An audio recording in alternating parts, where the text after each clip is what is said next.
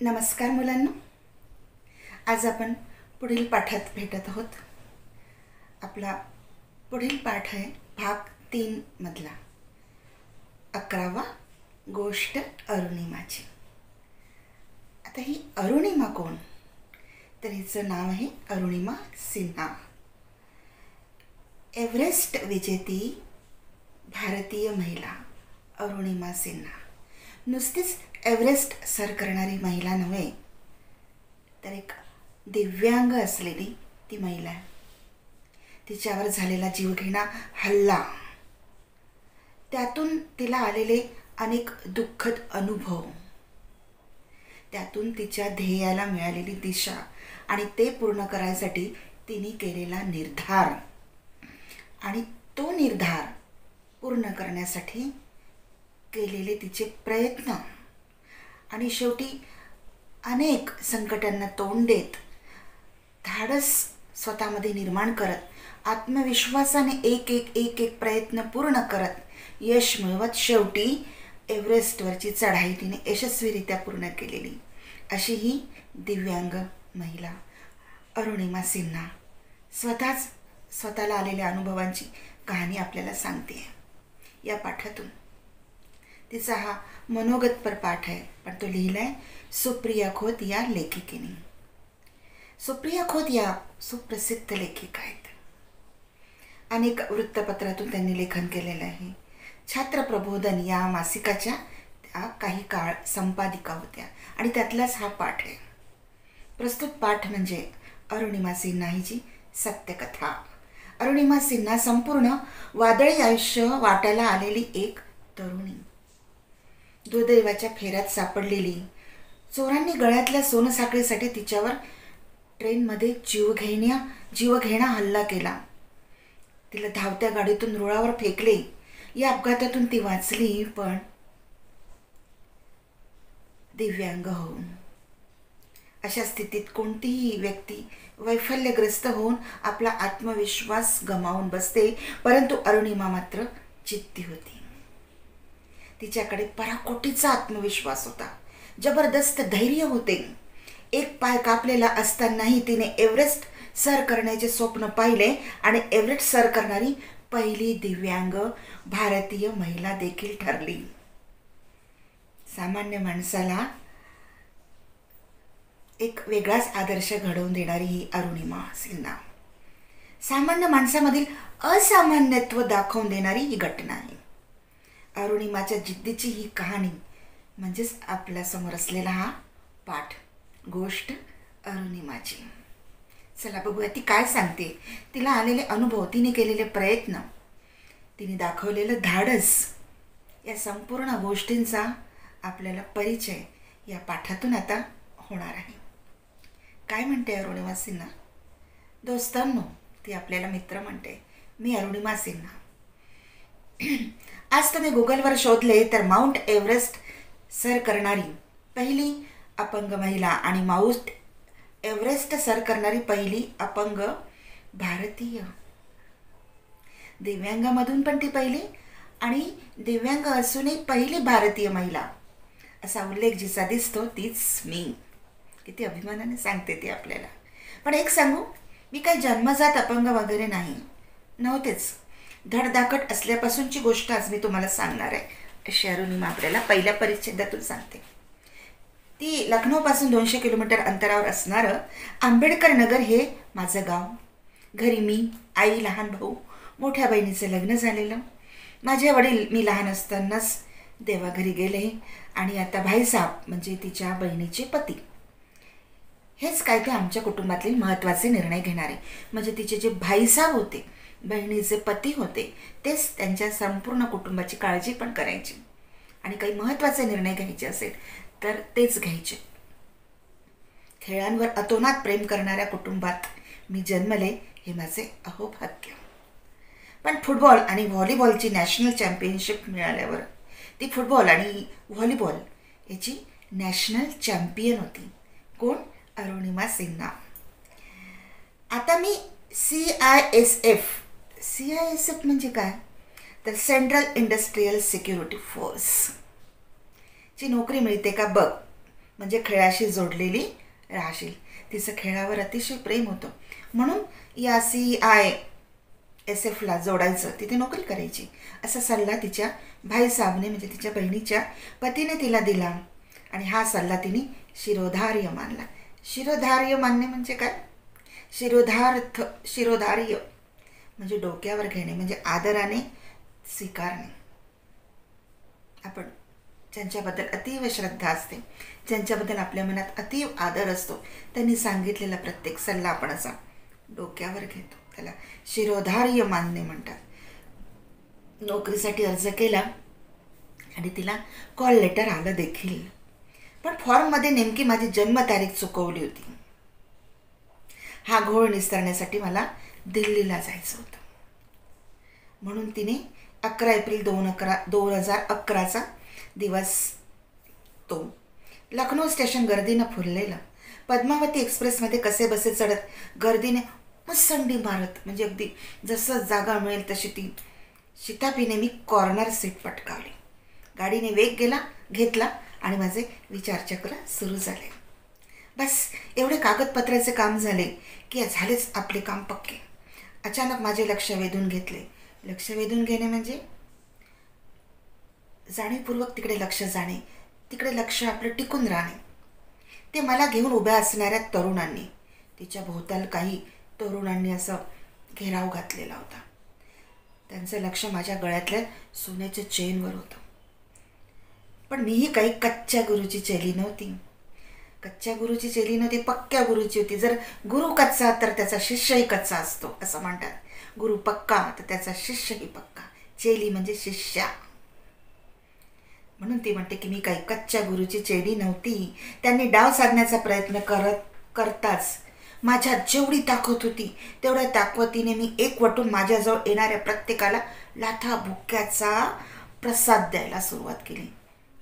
तिने आपल्यावर होत असलेल्या अत्याचाराविरुद्ध लढाई करण्याचं धाडस तिथे दाखवायला सुरुवात केली. आणि आश्चर्य म्हणजे डब्यातला प्रत्येक जण अन्यायाविरुद्ध लढणं हे जणू पाप आहे असं म्हणून सगळे गप्प बसलेले होते. कोणीही तिच्या मदतीला येत नव्हतं.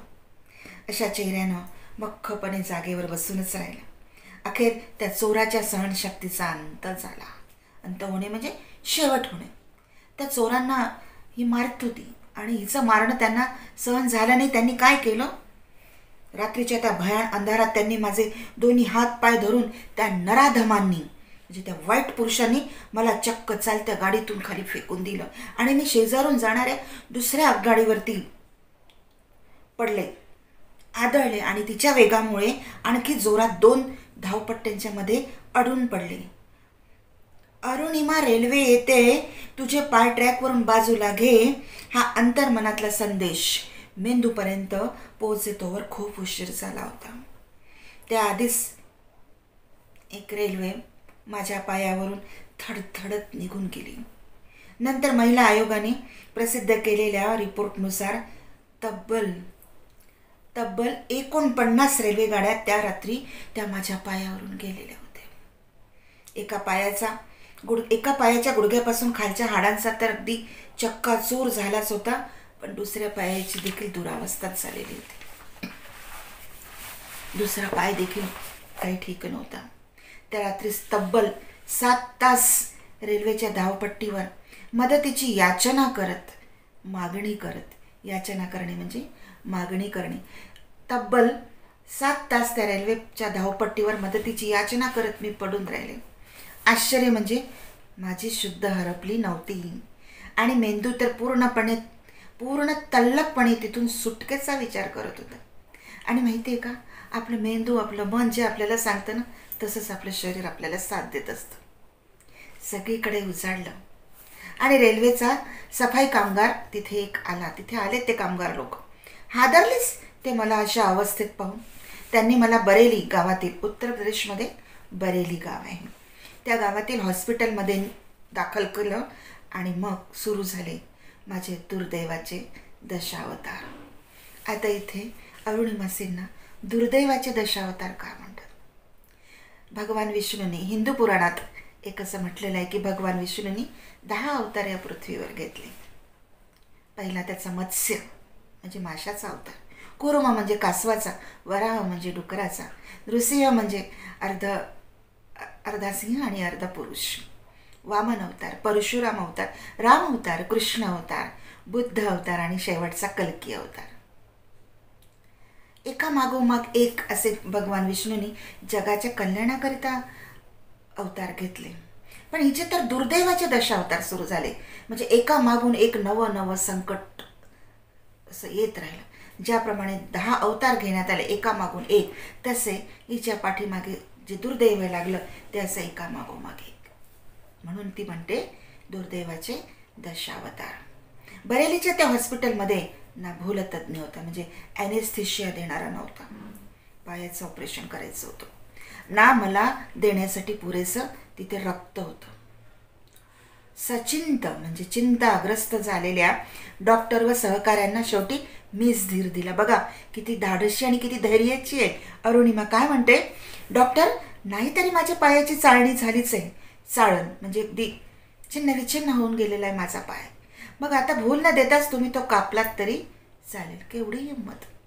आपण साधं इंजेक्शन जरी टोचायचं म्हटलं तरी आपल्याला भीती वाटते. आणि ती चक्क पायाचं ऑपरेशन, पाय कापायला ती काहीच, तेही ॲनेस्थेशिया न देता.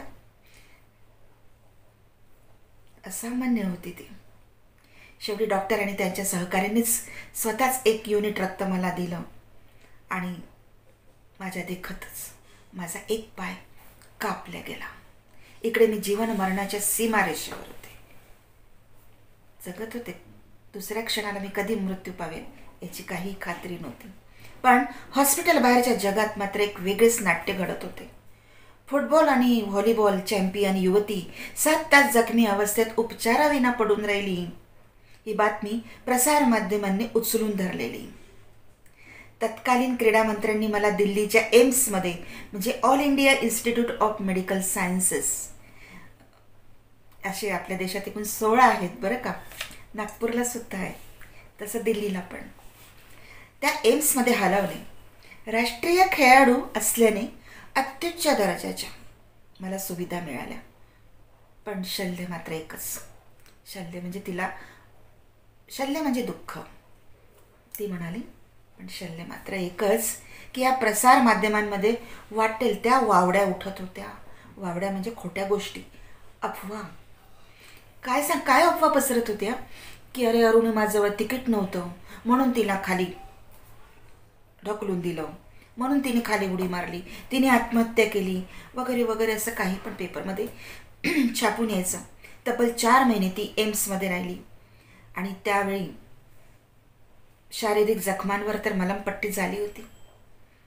पाय तर कापला गेला होता. पण तिला जे मानसिक जखमा मिळाल्या होत्या या अफवांमुळे, त्याचे घाव मात्र तिचं मन, अंतरंग घायाळ करणारे होते, जखमी करणारे होते. पण त्यावेळी तिच्या पाठीमागे उभे राहिलेलं तिचं कुटुंब ढालीसारखं उभं होतं. तिच्यावर येणारं प्रत्येक संकट झेलायला ते तयार होतं. कुटुंब सत्य परिस्थिती ओरडून सांगत होतो की नाही, असं नाही आहे, आत्महत्या केलेली नाही किंवा मी तिकीट काढलेलं नव्हतं, असं नाही आहे, असं घडलं त्यावेळी माझ्यासोबत. पण कोणीही ऐकायला तयार होते. ना कुणाला वेळ होता, ना कुणाला त्यात रस होता. मग शेवटी तिने एक निर्धार केला. तो पुढच्या परिच्छेदातून ती आपल्याला सांगते की त्याच दिवशी हॉस्पिटलमध्ये पडल्या मी एक निर्धार केला. निर्धार करणं म्हणजे मनाशी काहीतरी ठरवणं, पक्क ठरवणं की जे आज बोलत आहेत तेच माझ्याकडे बोट दाखवत आहेत, त्यांना आता बोलू दे. पण एक दिवस नक्की माझा असेल जेव्हा ही अरुणिमा एव्हरेस्ट सर करेल. बघा तिचा निर्णय. एक पाय कापलेली, हॉस्पिटलमध्ये बेडवर पडलेली एक मुलगी एव्हरेस्ट सर करण्याचा विचार करते. विश्वास ठेवा, कोणाच्याही प्रभावाखाली व भावनेच्या आहारी जाऊन मी हा निर्णय घेतलेला नव्हता. मी कोणाच्या सांगण्यावरून ऐकीव निर्धार नव्हता. हा माझा स्वतःचा होता. एका फटक्यात माझं शरीर अपंग झालं होतं, पण माझं मन ते थोडीच अपंग होतं. गगन भरारी म्हणजे प्रगती, उंच झेप घेण्यासाठी, प्रगती करण्याला. गगन भरारी, आकाशात भरारी घ्यायचं वेळ हे रक्तातच असावं लागतं. जेव्हा आपण आपल्या मनाने एखादी गोष्ट ठरवतो तेव्हा आपलं संपूर्ण शरीर आपल्याला साथ देतं. एक सांगू, अरुणिमा म्हणते, एक सांगू, आपला सर्वात मोठा मोटिवेटर बघा आपल्याला प्रेरणा देणारा सगळ्यात मोठं कोण असतं तर आपलं मन. आपण स्वतःच असतो. स्वतःला प्रेरणा द्यायची असते. तो तिसरा कोणी नसून आपण स्वतःच असतो. आता उठता बसता खाता पिता केवळ आणि केवळ मी एव्हरेस्टचाच विचार करू लागले होते. माझ्या एव्हरेस्ट सर करण्याच्या निर्धाराचा जेव्हा मी उच्चार केला की मी आता एव्हरेस्ट सर करणार, तेव्हा अनेकांनी विचित्र टोकाच्या प्रतिक्रिया ऐकायला मिळाल्या की हिला हिच्या डोक्यावर पण परिणाम झालेला दिसतोय. पाय नाही एक आणि काय एव्हरेस्ट चढणार. अर्थातच लोकांनी माझं बोलणं हसण्यावरी नेलं. पण माझं कुटुंब आणि भाईसाहेब च्या बहिणीचे पती माझ्याबरोबर खंबीरपणे उभे राहिले. एक अवघड, अतिशय अवघड, पण मला सहज शक्य आहे असा वाटणारा प्रवास आता पुढे सुरू होणार होता. पहिला टप्पा होता गिर्यारोहण प्रशिक्षणाचा. पर्वत चढून जायचं म्हणजे त्याचं ट्रेनिंग घ्यावं लागतं, प्रशिक्षण घ्यावं लागतं. तिथलं हवामान, तिथलं वातावरण या सर्वांशी जुळवून घेण्यासाठी तिथे कसं सगळ्या प्रकारचं प्रशिक्षण घ्यावं लागतं.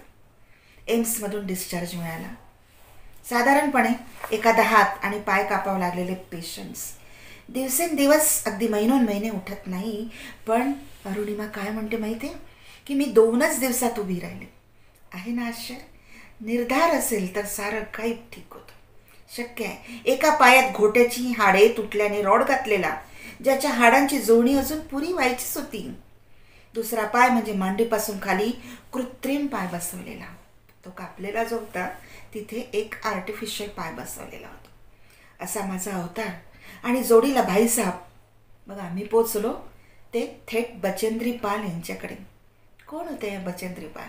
त्यांच्याकडे त्या का गेल्या असाव्या अरुणिमा सिन्हा? बघा पुढे. बचेंद्रीजी म्हणजे एव्हरेस्ट सर करणारी पहिली महिला.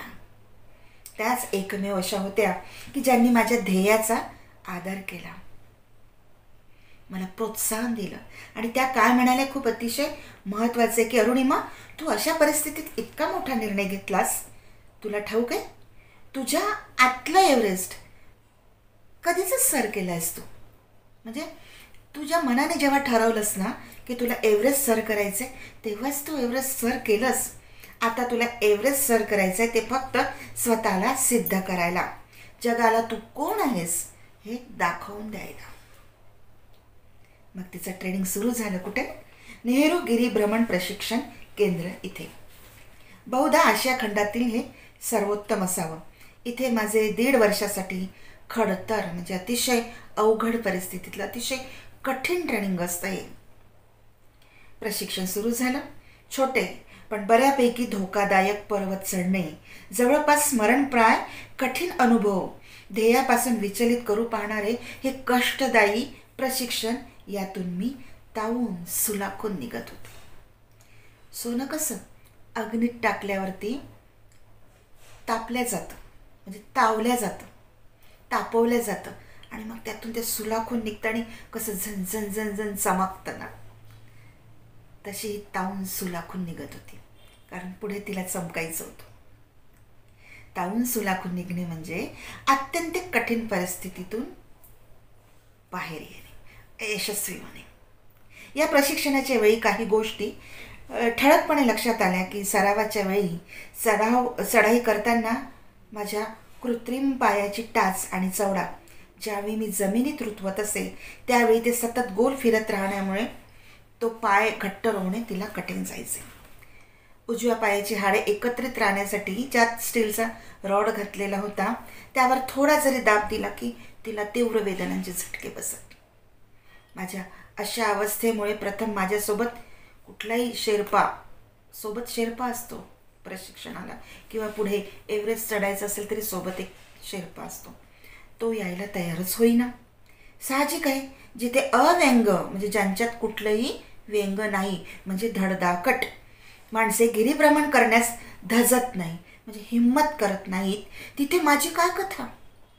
पण माझ्या घरच्या लोकांनी माझ्या शेर्पाचे मन वळवले आणि मग तिथून पुढे सुरू झाली क्षणोक्षणी आव्हानांना भिडणारी जोशपूर्ण अशी 52 दिवसाची रोमांचकारी लढाई एव्हरेस्ट सर करण्याची.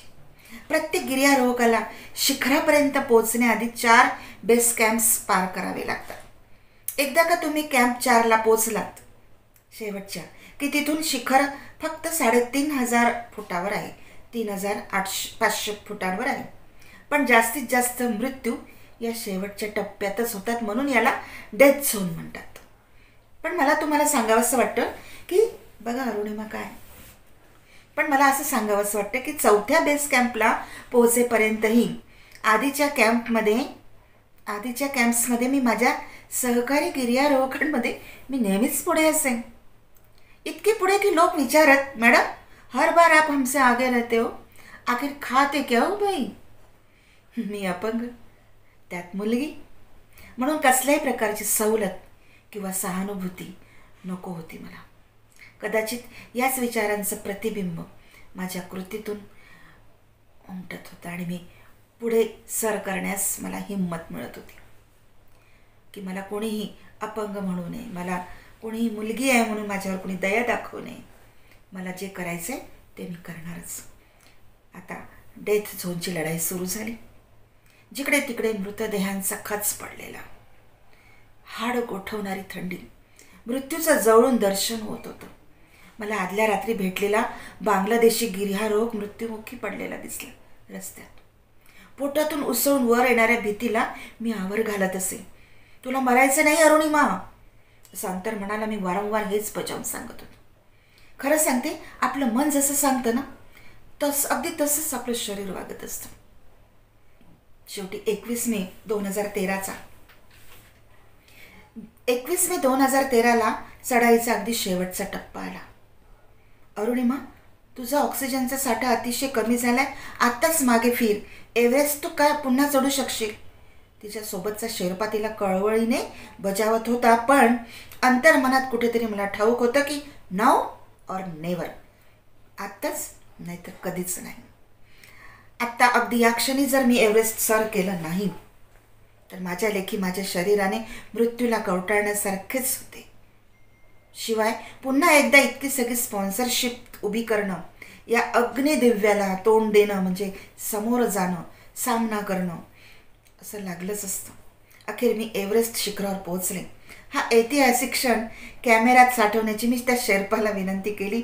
फोटोसाठी माझा शेवटचा साठा उरलेला ऑक्सिजन मास्क मी काढला.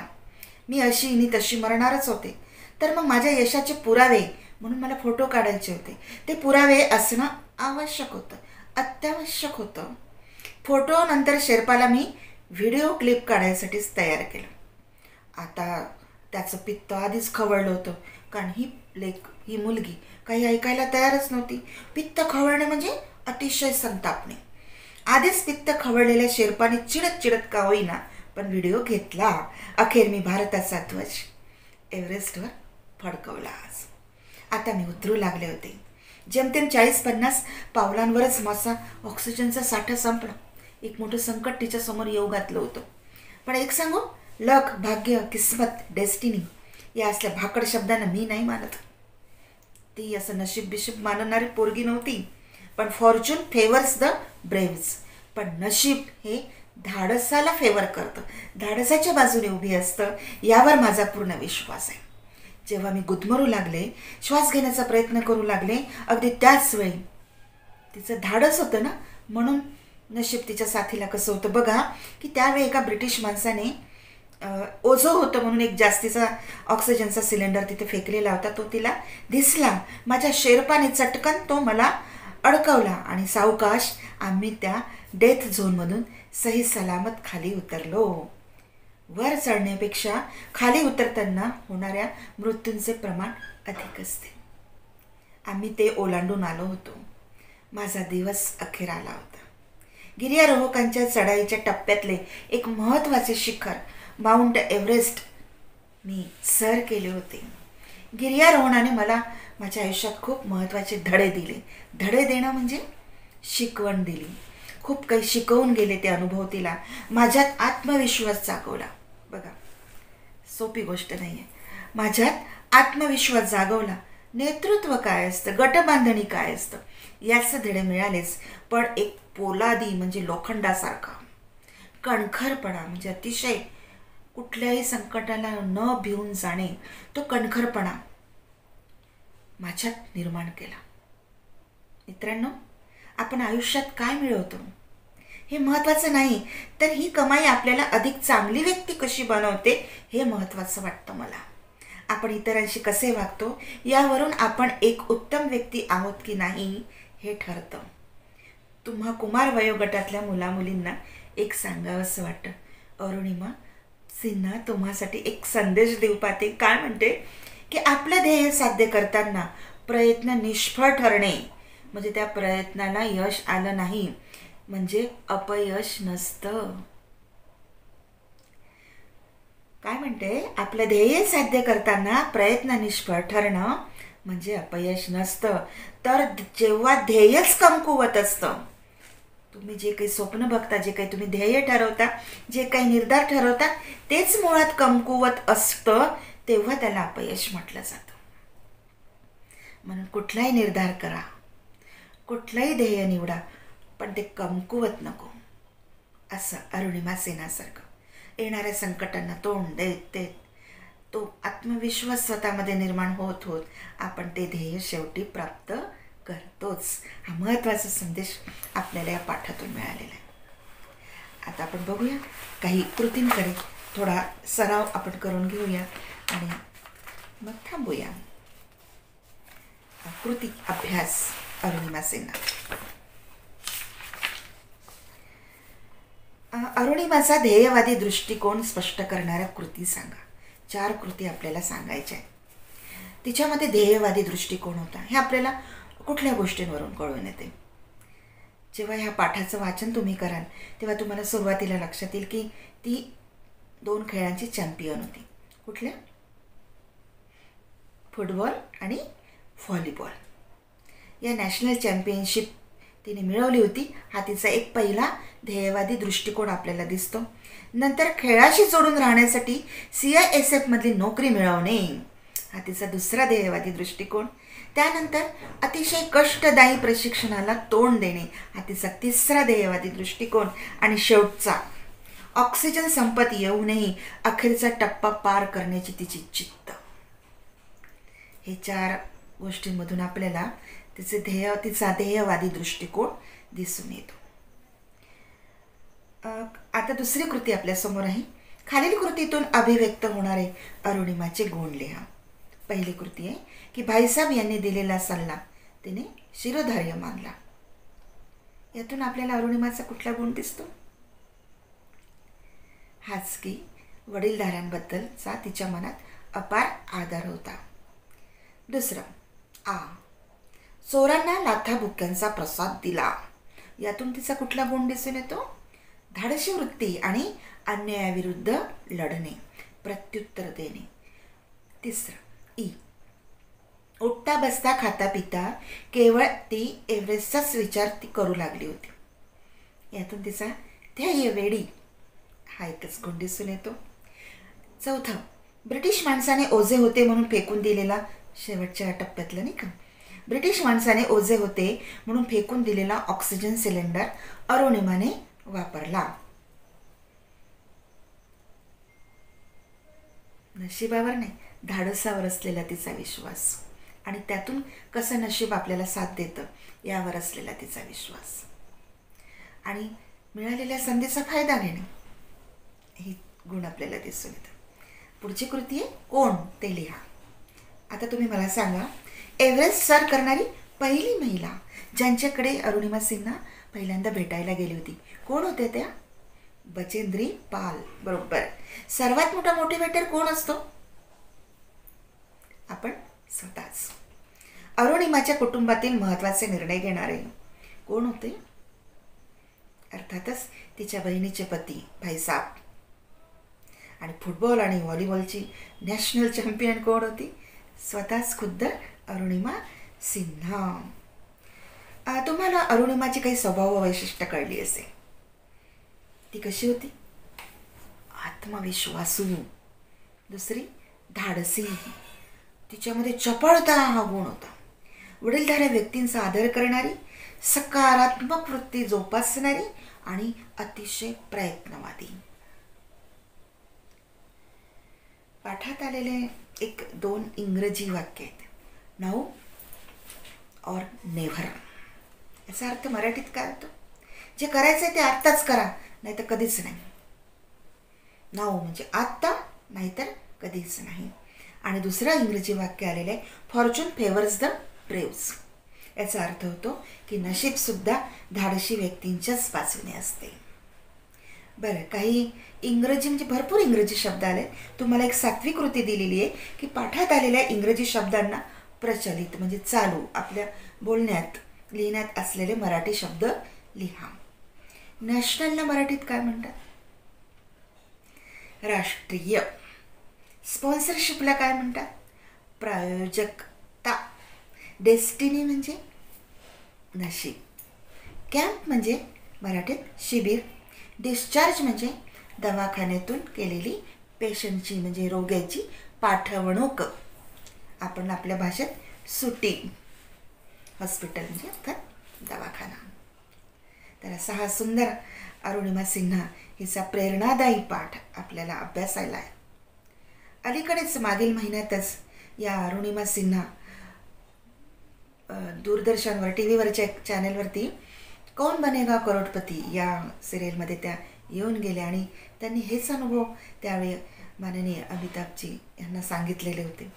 अतिशय अभिमान वाटावा, प्रत्येक भारतीयाला अभिमान वाटावा अशी ही अरुणिमा सिन्हा. दिव्यांग असूनही मनामध्ये जर प्रचंड आत्मविश्वास आणि ध्येयवेडेपणा असेल तर आपण आपलं इप्सित म्हणजे आपण ज्याची इच्छा केली आहे, जे ध्येय आपण साध्य करायचं ठरवलं ते आपण किती सहजपणे साध्य करू शकतो. आणि अशा व्यक्तींना नशीबही साथ देतं. असं एक सुंदरसं प्रमाण आपल्यासमोर उभं करणाऱ्या, एक सुंदरसा आदर्श तुमच्यासमोर उभा करणाऱ्या या अरुणिमा सिन्हाचा हा पाठ सुप्रिया खोत यांनी किती सुंदर पद्धतीने लिहिला आहे.